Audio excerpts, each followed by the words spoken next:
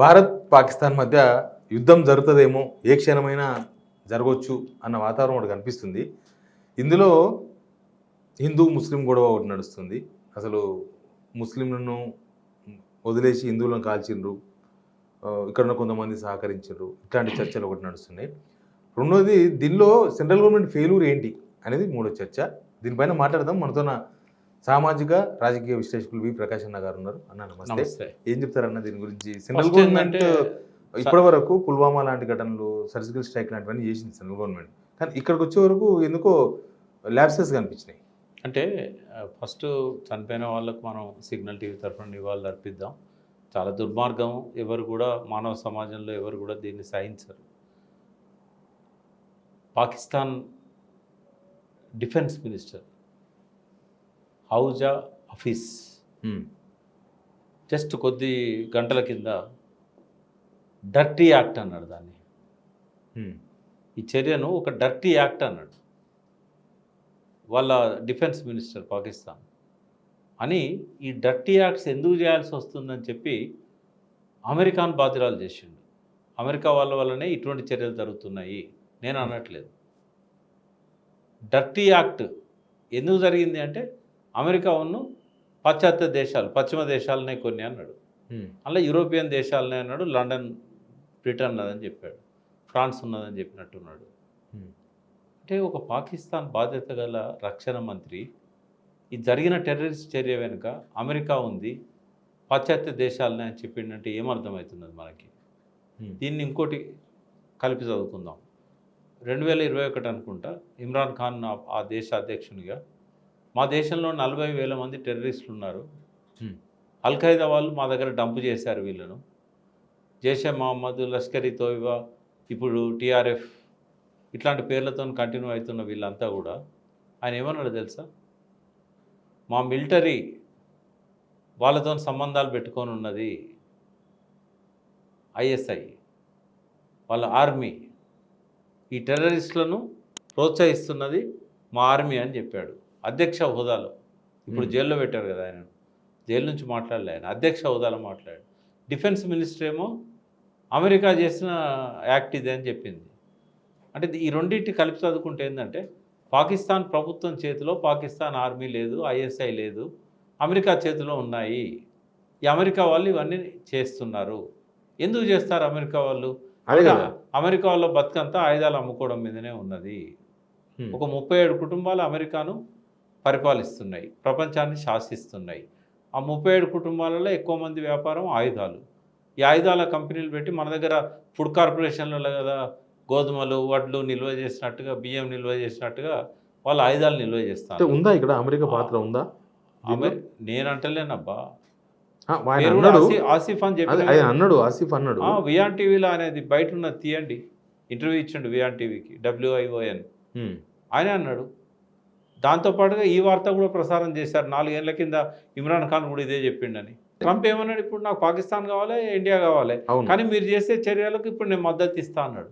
అంటే మోడీ యుద్ధం చేయాలి, ఉక్రెయిన్కు రష్యాకు అవుతున్నట్టుగా యుద్ధం జరిగితే ఆయనకు 2 దేశాలకు ఆయుధాలు సప్లై చేస్తాడు, అవసరమైతే 3వ దేశానికి కూడా చేస్తాడు.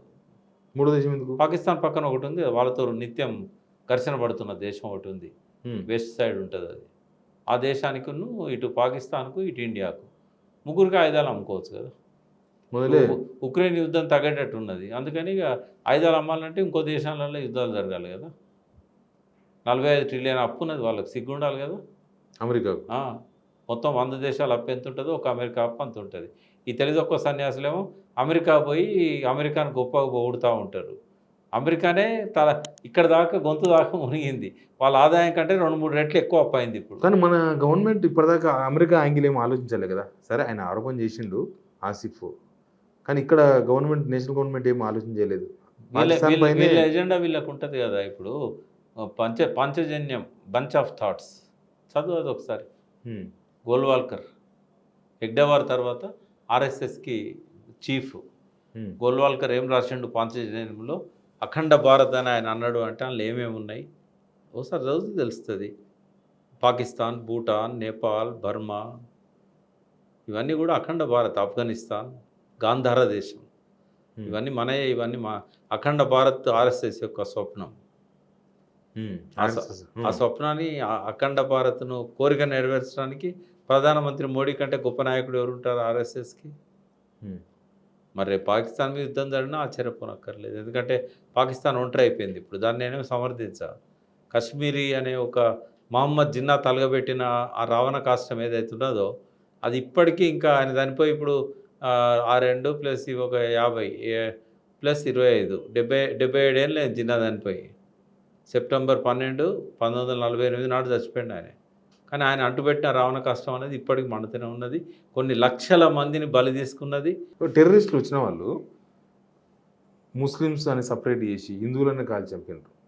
ప్రత్యక్ష సాక్షులు కాదు, బాధితులు చెప్తున్న మాట ఇది. మత వైషమ్యాలు రెచ్చగొట్టడం అనేది అమెరికా యొక్క ఉద్దేశం, పాకిస్తాన్ నాయకుల యొక్క ఉద్దేశం. హిందూ ముస్లిం భేదాలు తీసుకురావాలి, ఎక్కడెక్కడ ఘర్షణలు జరిగేటట్టు చేయాలి, అశాంతి ఉండాలి. వాళ్ళు మంచిగా ఉంటుంది, వాళ్ళు వేరే ఏ దేశం ప్రశాంతంగా ఉండొద్దు. ఈ వీటితో ఏమైతే సింధు జలాలు ఆపుతామని అంటున్నారు. నీ చేతుల్లో సింధు జలాలు నీ చేతిలో లేవు. ఎట్లా ఆపుతాడు మోడీ? సింధు జలాలు ఎక్కడి నుంచి వస్తాయి? మానస్ సరోవర్, టిబెటన్, హిమాలయ పర్వతాల పైనుంచి వస్తాయి. అవి ఆగుతాయి. ఆపితే ఆ నీళ్ళు అవి ఆపాలంటే గ్లోబల్ వార్మింగ్ ఆపాలి, మంచు కరగకుండా ఆపాలి. ఆ నీళ్ళు ఆపితే ఎటు పోతాయి? ఇక్కడ ఆపుతారు. వీళ్ళ దగ్గర డ్యామ్ ఉంది ఏమన్నా? మళ్ళీ మనం డ్యామ్ లేదు కదా. డ్యామ్ కట్టాలంటే 20 ఏళ్ళు అవుతుంది. ఆల్రెడీ గేట్లు వేసేసిండ్రు కదా. వేటి కేసులా వాళ్ళు ఇప్పుడు పంజాబ్ అంటే 5 నదులు. అలా పంజాబ్ను 2 ముక్కలు చేసిరి. పాకిస్తాన్లోకి వెస్ట్ పంజాబ్ పోయింది, పశ్చిమ పంజాబ్, మనకు తూర్పు పంజాబ్ వచ్చింది. మన దగ్గర 3 నదులు ఉన్నాయి, రావి, బియాస్, సట్లెజ్. జీలం, చినాబ్ అనేటి పశ్చిమ పంజాబ్లో ఉన్నాయి. ఆ 2 నదుల నీళ్ళను వాళ్ళు వాడుకోవాలి, ఈ 3 నదుల నీళ్ళను మనం వాడుకోవాలి. ఈ 3 నదులలో ఎక్సెస్ వాటర్ ఏదైతే వస్తుందో ఆ వాటర్ను సింధు నదిలోకి వదిలిపెడతారు. ఆ వదిలిపెట్టేది ఆపేండు. కానీ మంచు పర్వతాలకి వెళ్ళి కరిగి డైరెక్ట్ సింధు నదిలోకి పోయే నీళ్ళు ఎట్లా ఆపగలుగుతాడు? సింధు నది మన దగ్గర తక్కువ ఉంది, వాళ్ళ దగ్గర ఎక్కువ ఉంది. మన దగ్గర అసలు డ్యామ్ కట్టుకోవడానికి అవకాశం కూడా లేదు. ఎందుకంటే అట్లా కట్టే అవకాశం ఉంటే నెహ్రూ కట్టేవాడు, అట్లా బ్రిటిష్ వాడే కట్టేవాడు అంతకంటే ముందు. ఎందుకు లేదు అని అంటే, నేను మా అమ్మ అస్థికలను నిమజ్జనం చేయాలని 8 నదులను నేను సెలెక్ట్ చేసుకున్నా. ఈ నదులు 8 నదులే భారతదేశంలో పెద్ద జీవనదులు. అందులో సింధు నది ఒకటి. అయితే గంగా, సింధు, బ్రహ్మపుత్ర అనేది మంచు పర్వతాల నుంచి వచ్చే నీళ్ళతో పారుతాయి. మిగతా నదులన్నీ కూడా ఒరిస్సా దాకా, ఇది రాజస్థాన్ నుంచి ఒరిస్సా దాకా, ఇవన్నీ కూడా మనకు వర్షాధార నదులు అన్నట్టు. అయితే ఈ సింధు నది ఎక్కడున్నదని వెతికిన. ఆడికి పోయి అస్థికలు కలపాలంటే నేను దిగాలి కదా. కలిపితే ఎక్కడ లేలో దొరికింది. LEH. లే అనేది లడఖ్ క్యాపిటల్. పాకిస్తాన్ కాదు, జమ్మూ కాశ్మీర్. అయితే ఆ లడఖ్ పోయి ఆ లే సిటీకి పోయినా. లే సిటీకి పోయి సింధు నదికి పోతే ఆడ పుష్కరాలకు కట్టినట్టుగా మెట్లు ఇట్లా అన్నీ కట్టి ఉన్నాయి. బ్రహ్మాండంగా ఆడ అస్థికలు నిమజ్జనం చేసిన, బోట్ షికారు చేసిన. కొంచెం అటు పోయి ఇది ఎట్టిపోద్ది అంటే ఇక్కడి నుంచి పాకిస్తాన్ స్టార్ట్ అవుతుంది, ఇటు ఈ సింధు నది పాకిస్తాన్లోకి పోతుంది ఇక్కడ నుంచి అని చెప్పారు. అయ్యో మా అమ్మ అస్థికలు నేను ఇక్కడ కలుపుతుంది, మళ్ళీ మా అమ్మ పాకిస్తాన్లో పుడుతుందా అని భయమైంది. కొంచెం సెంటిమెంట్స్ ఉంటుంది కదా కొంతమందికి. అయితే అక్కడ కాన్నే కొద్దిగా ఉన్నది సింధు నది, అసలు ఒరిజినల్ సింధు నది. నీకు ఆడ డ్యామ్ కడితే లే పట్టణం మునిగిపోతుంది. నువ్వు ఎట్లా ఆపుతావు నీళ్ళను? మోడీ అనగానే అయిపోతుందా? మనం పాకిస్తాన్తో అంటే గొడవ దిగుతామేమో, యుద్ధం చేస్తామేమో. మీరు అన్నట్టు దీనికి అమెరికా ఉంటే ఏం చేయాలి? అమెరికాతో యుద్ధం చేయలేము.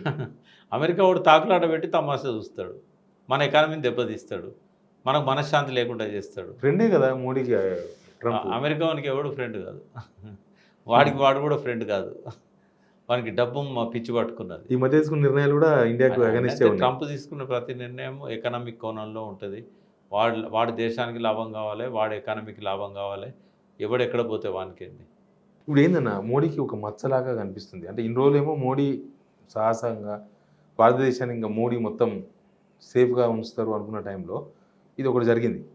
అంటే మచ్చే, ఎందుకంటే సెక్యూరిటీ ల్యాప్సెస్ అనేది మోడీ, అమిత్ షాల యొక్క బాధ్యత వహించాల్సింది. అది ఆడ ఎన్నికలు జరగవచ్చు, ముఖ్యమంత్రి ఉండొచ్చు, వాళ్ళకు కూడా వర్తిస్తుంది. ఎందుకంటే ఎక్కువ మంది పోయే ఈ స్విట్జర్లాండ్, మినీ స్విట్జర్లాండ్కి కనీసం కార్లు పోవడానికి, మిలిటరీ వెహికల్స్ పోవడానికి కూడా రోడ్ వేయలేదు వాళ్ళు. ఏదైనా ఇట్లాంటి ఎమర్జెన్సీ సంఘటన జరిగినప్పుడు అప్పటికప్పుడన్నా మిలిటరీ పోవాలి కదా. పోనీ పర్యాటకులు విదేశాల నుంచి, ఇతర రాష్ట్రాల నుంచి వస్తున్నారని తెలిసి సెక్యూరిటీ అవుట్ పోస్ట్ పెట్టాలి కదా ఆడ. ఓ పక్క మొత్తం హిమాలయాలు, పైన్ చెట్లు, ఆల్పైన్ చెట్లు, మరి దేవదారు వృక్షాలు అంటాం మనం. అక్కడి నుంచి ఎవరైనా రావచ్చు కదా, హిమాలయాస్ చైనా బార్డర్ కదా అది. మరి నువ్వేం చేసినావు? సెక్యూరిటీ ఏది నీది? నీ రక్షణ విభాగం ఏది? అటు పక్కన కంచె దగ్గర ఉండాల్సిన మిలిటరీ ఏది? ఆర్మీ ఏది? ఎట్లా రాగలిగిళ్ళు వాళ్ళు? అవన్నీ దాటుకొని ఎట్లా రాగలిగిళ్ళు? ఒక బార్డర్ దగ్గర ఉంచితే సరిపోతుందా? నువ్వు పర్యాటకులు వస్తున్నారన్నప్పుడు అక్కడ గన్ పెట్టుకొని ఉండాలి కదా నీ సెక్యూరిటీ. ఎక్కడన్నారు? వీళ్ళని చూసి సెక్యూరిటీ అనుకున్నారు, వీళ్ళని చూసి ఆర్మీ అనుకున్నారు. ఖచ్చితంగా మోడీకి ఇది ఒక మత్సే, అమిత్ షాకి మత్సే. ఎట్లా బయటపడాలి మోడీ ఇప్పుడు ఈ ఇష్యూ నుంచి?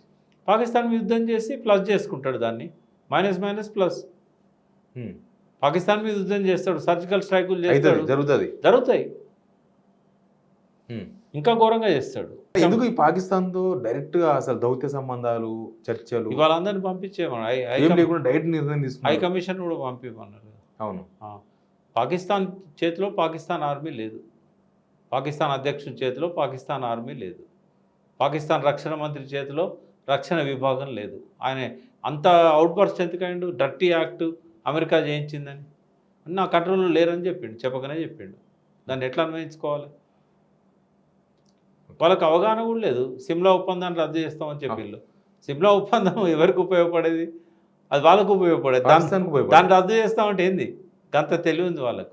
ఇప్పుడు మేము రద్దు చేసుకుంటున్నాం అన్నారు అంటే ఇప్పుడు బౌండరీ లేదు మనకు, ఇక మన ఆర్మీ స్వేచ్ఛగా పోవచ్చు ఇప్పుడు వాళ్ళకి. ఇప్పుడు ఎల్ఓసి మన కంట్రోల్లోకి వస్తుందా మొత్తం? మనం అనుకుంటే పాకిస్తాన్ ఎక్కడ మిగులుతుంది అబ్బా? 3 సార్లు యుద్ధం చేసిండ్రు, కొంచెమన్నా వాళ్ళు గెలుపు అయిపోయిందా? ఒక్కనాడు మరి 2 గంటలు చాలు పాకిస్తాన్ తుడిచేయడానికి. కానీ చాలామంది జన నష్టం జరుగుతుంది, లక్షల మంది. ఇరాన్ ఏదో మధ్యవర్తం వహిస్తామని ముందుకు వచ్చినట్టు. ఇక ఇరాను, ముస్లిం కంట్రీస్ అన్ని ముందుకు వస్తాయి, కానీ ఆడ అమెరికా ఇన్వాల్వ్మెంట్ ఉంది కాబట్టి వాళ్ళని కంట్రోల్ చేయడం చాలా అవసరం. ఈ టెర్రరిస్ట్ యాక్టివిటీస్కి వెనకాల సిఐఏ ఉంటుంది.